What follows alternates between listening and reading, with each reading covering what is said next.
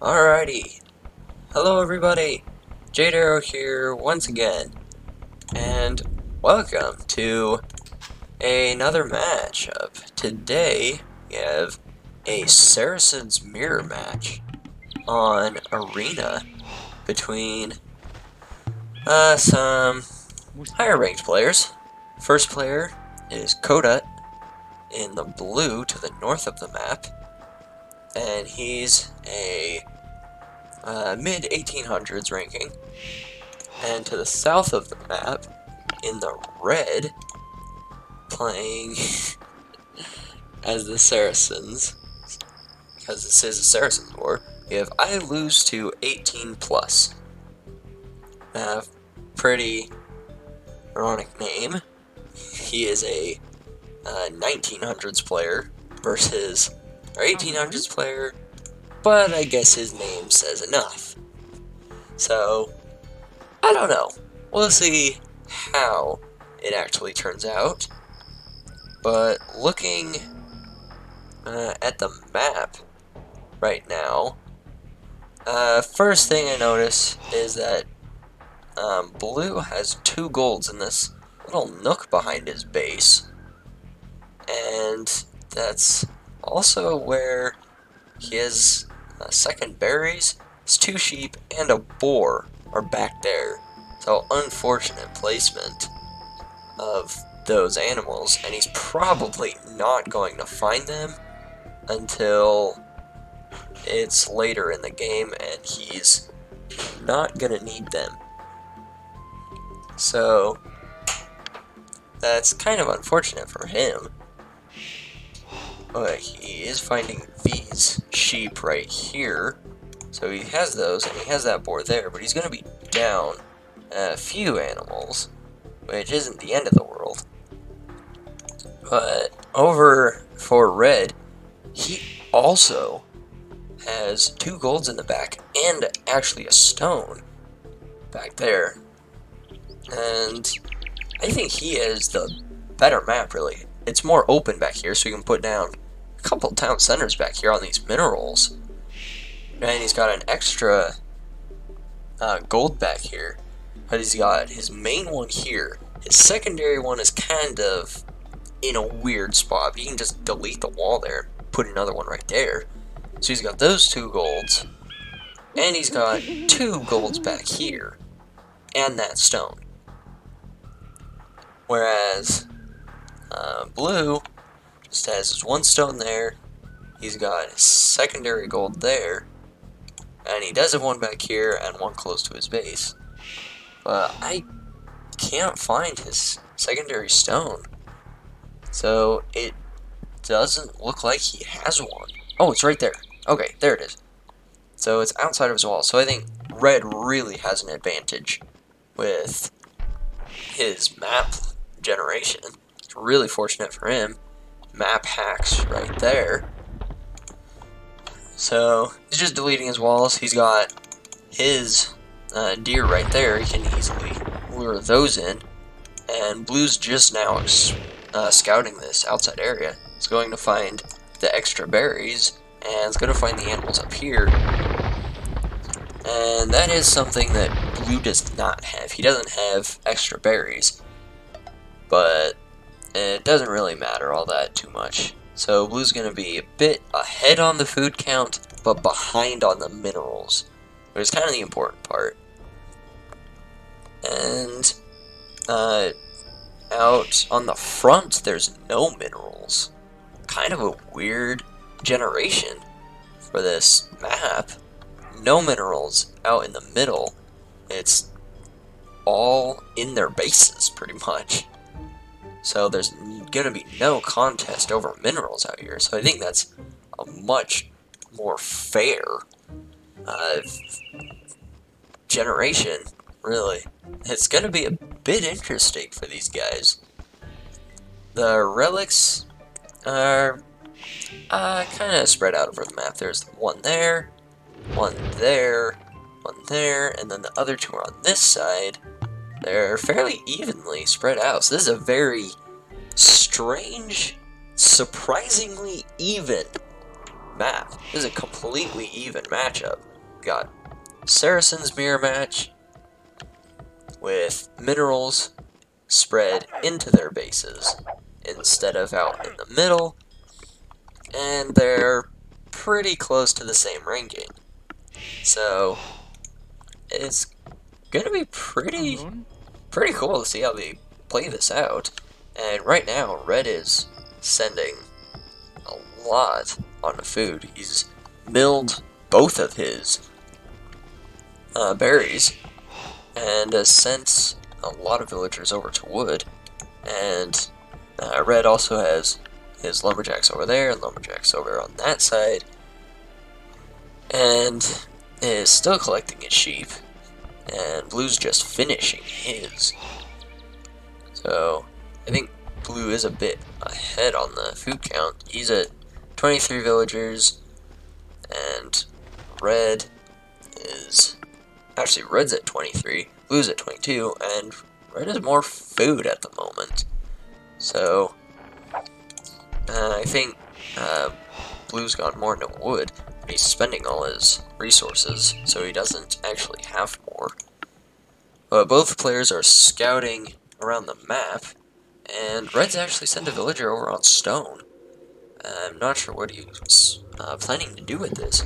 He's probably just getting a jump start, collecting stone for town centers, which he's got a perfect map for. Like, look at this guy's map. He can put one right there.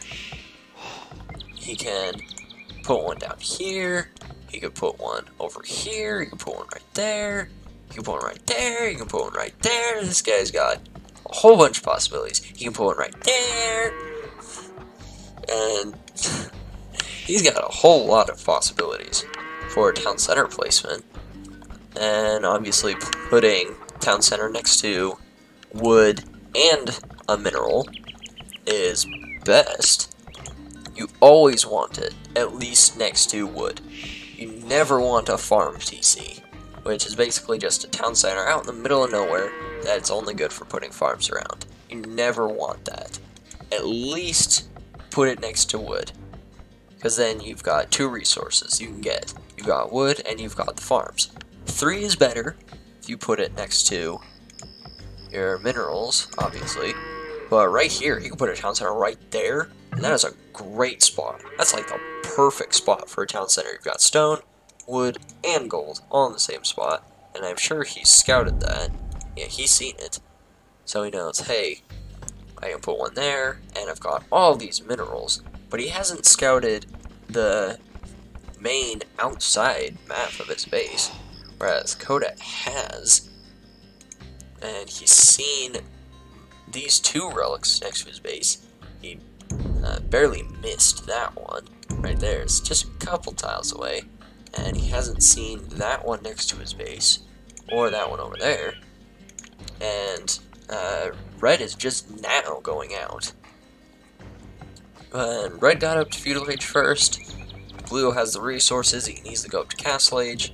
And Red's already there. So he's not messing around. This guy's going straight up to Castle Age. And he actually sold his stone. He's using the Saracen's market bonus. Look at this. The market is only... the trade's only 5%, which probably doesn't mean a whole lot to most of you. But basically that means that whenever they sell something, whenever you sell something from the market, it goes down in price. And basically what the Saracen's bonus is whenever you sell something, it goes down in price less. So they'll get a lot more for the resources. So he has sold his stone to go up to Castle Age incredibly fast, and is now putting all his villagers on stone to get stone back to put down town centers. And I think Blue tried to do the same, but Red was faster. So he's now, Kodut's now clicked up. He's going to be a bit behind, maybe 30 seconds to a minute behind, which isn't a whole lot, but that's going to give Blue time to build up his military, and He could go camels, he could go monks, which is usually seen, but he's instead come out with a few more scouts. So, I'm not sure what he's trying to do. And I've got a bit of a scout war on this side. It's not going to matter too much. And it looks like blue's going to win that, just barely. But red's going to come over with his other scout just to chase that away. And so red has hit Castle Age, and has come forward with a double monastery. So he's going to take full advantage and try and get these relics, which is usually what you see in higher ranked arena maps. Not so much lower ranked. Lower ranked players tend to just boom up and come with a military, and higher ranked players will go forward like this and gather the relics. And he's gone with another monastery, so this guy's gonna go full monks. And he's got his scout cavalry, which he'll probably for sure upgrade to light cav. But he's gonna prioritize the relics, which it doesn't seem like a whole lot. They only give you a little gold over time, but if you have all 5, that's quite a bit of gold by the end of the game.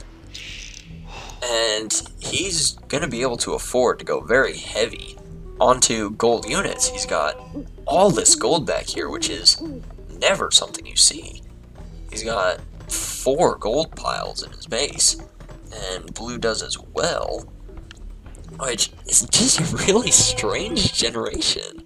It's like you never see that. Usually the resources are like out here on the side for arena, but it's not. So these guys can go with really whatever units they want. They've got all the resources for it. And blue's clicked up to Castle Age. He's throwing down 2 town centers. And red, I don't see one from him. I think he's only got the 1 town center. Yeah, that's all he has. So he's gone for military rather than economy, and we'll see if it pays off for him. He's got a siege workshop going up here. He's going to come out with some siege, so he's going for a siege monk push. And as the Saracens, it's kind of a strategy that you'll expect on arena. It's called the Smush is what it's called. It's a Saracen Monk Rush. And red has played it exactly how this strategy is expected to be played. You use your market, just get a bunch of gold to come out with your monks. He's got a siege workshop, and he's got his scouts. So red is playing this a perfect smush strategy. And he's going to come forward with his battering ram, and I don't think blue's expecting him to go this aggressive. Why? Because he doesn't even have a barracks. He's not concerned at all. And now he sees his battering ram. He's probably thinking, oh no, that's not good. And is going to come out with siege workshop of his own to defend. But he's going to need something more than that. He's going to need at least a barracks. Because just siege, the scouts from red will easily pick off his siege. And red's now converting, or trying to convert some of Kodut's villagers. And he's throwing down 2 siege workshops. And gonna delete one and replace it with a watchtower. I'm not entirely sure why a watchtower. It seems like a strange thing to go for. But red now has 3 of the relics. He's going to have 4, and he knows where the last one is. He's already sent a monk out to get it, so he's going to have all 5 relics, which is going to be a small but big advantage. It doesn't make a whole lot of sense, but that's kind of what it is. Just by the end of the game, you'll have a lot more gold generated than your opponent will if you've been collecting the same amount of gold over time. And we have a large amount of monks from red right here. That's 9 monks pushing in. And I think blue's kind of panicking at the moment. He's throwing up some emergency walls. And red's just going to come around this side. He's got a barracks, but he doesn't have a stable, which is really what he needs. He's coming out with quite a few mangonels. And, oh, this is so bad from red. Okay, he did convert that mangonel, but he is standing on his TC fire. And he's probably going to get a monk picked off. He's not careful. But these monks are going to get away, and there's enough of them they can just heal up. And this mangonel, it might be able to pick that one off before it goes down. And it's not quite. It's barely alive. 2 HP. And, oh, he barely got it with that dying blow. He got it. And red's going to come around this side. I'm not sure if red has redemption yet. But if he does, he's going to be able to convert these buildings. And then he can just delete them. But instead he's going to come around here and start converting villagers. And blue's just going to delete him. He doesn't want to risk red having his villagers, which could do a bit more damage than you think. And red might get a conversion here. No, the monk just going down before he could convert it. But red does have redemption, so he's converted Kodot's market. So Kodot's kind of going to have an imbalanced economy without that market. He's doing fine for now. But both of his mangonels got converted. And this is so bad for Kodot, because that's really all he has military-wise. He's got a few spears and these mangonels, but they just keep getting converted. He needs to come out with scouts, and yeah, now he's gonna throw down some stables and come out with scouts to counter both the monks and the battering rams. But he's going to need quite a few of these scouts, because even though they resist conversions, there's enough monks here that if he doesn't have a large number of scouts, then scouts will get converted themselves. So Kodot's now gonna use this wall on this side, and gonna be very vulnerable. Red is just gonna run in here with his monks and could find quite a few conversions right here. And Kodot is coming forward with this mangonel, and might find a couple good shots, but it looks like that mangonel is also going to be converted. Say, get one shot off and delete it. Nope. Didn't delete it in time. And now these monks are just going to heal up. So, Kodot's looking to be in quite a bit of trouble. He's got these stables, but he hasn't made any units from them. He's actually housed, because red has converted his house, and could keep doing that. But now, red's come over on this side, and Kodot's gonna lose his gold mine if red just decides to convert all these villagers. And this is really demonstrating how effective monk and siege push can be. This is kind of as good as it can get. He's converting villagers, he's converting buildings, and blue's just barely coming out with scouts, but he's housed, so he can't make them. And he's losing villagers, he's losing ground, and now he's kind of backed into a corner here. And he's gonna get these scouts out, but I don't know if it's too little too late. And red has this barracks from Kodot, but he hasn't even bothered making pikemen in defense, just because he has so many monks. And, oh, this could be very bad. Kodot's gonna try and throw up this castle, but if red converts all his villagers, I think that's GG from him. There's nothing else he can do. He might... might just get this castle up. It's gonna be so close. And he's trying with everything he's got. Because this is really his last line of defense, and he's just gonna get it up. Which is going to push these monks away. And he's actually killing quite a few of them with arrow fire. And now he's come out with scouts. And Red's forced into a retreat. That castle just barely going up bought Coda quite a bit of time. But I think at this point, Red has seen the scouts. So he's probably gonna come out with some barracks and make pikes, but he's not even bothering to do that. And he's instead gonna put up a castle of his own right here with villagers that he converted from Coda. And okay, this is really weird. I don't know how this works.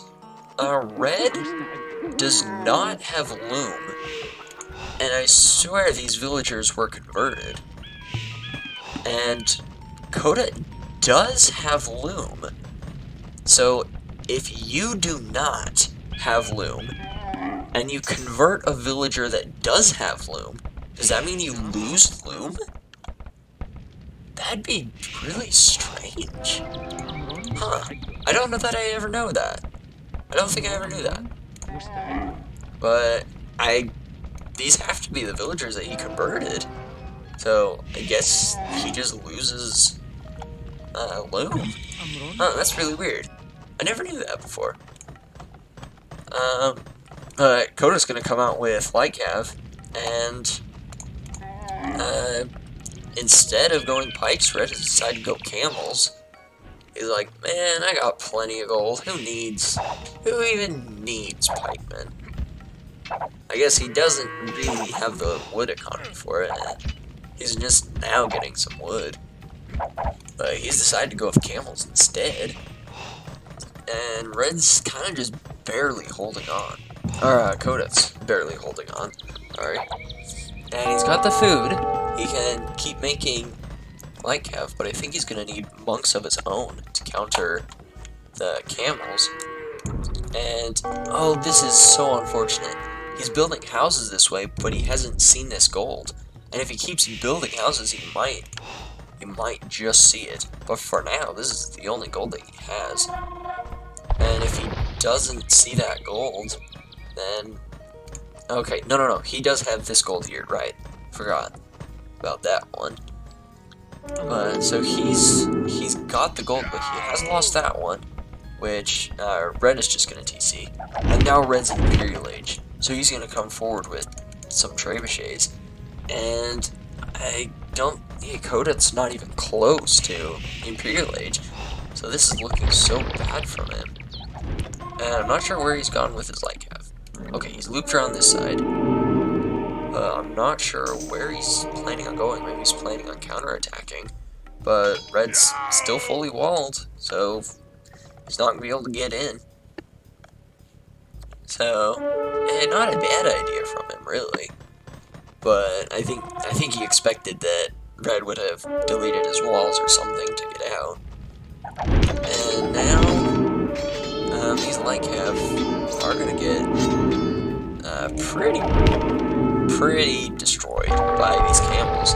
And also with these monks in the back, it could just convert these Lycav. And there's also a castle here to defend, so these trebuchets are they're pretty protected. They're not in a whole lot of danger. And Coda's gonna try and engage here, but these camels are just gonna take all the damage and deal a whole lot of bonus damage. And this is really smart from Red. He's garrisoning his monks in the castle just to protect them from these Lycav. And Coda is pushing him back. He's gonna take out these trebs, which is good for him, but it's not enough, and he's gonna call the GG. So he did push forward, and with the camels still coming in with all these monks still there, it just wasn't enough. I think he might have called it too early, as he did have the resources that he was close to going up to Imp himself, but I think he just saw that Red was just going to keep coming forward with these camels, and he didn't really have an answer to them. He probably should have come out with monks himself, but I think he was trying to go up to Imperial Age just to take down this castle, and he was just a bit too slow. But well done from him, holding on as long as he did before resigning. And I lose to 1800? Oh, you liar. He actually won the match. So good job from him. That was one of the most effective monk siege pushes I have seen. And it just kind of shows how effective and deadly it can be. So well done for both these guys. And that's going to be it for this video. And thanks so much for watching. I appreciate every one of you people for watching. And I will see you all next video.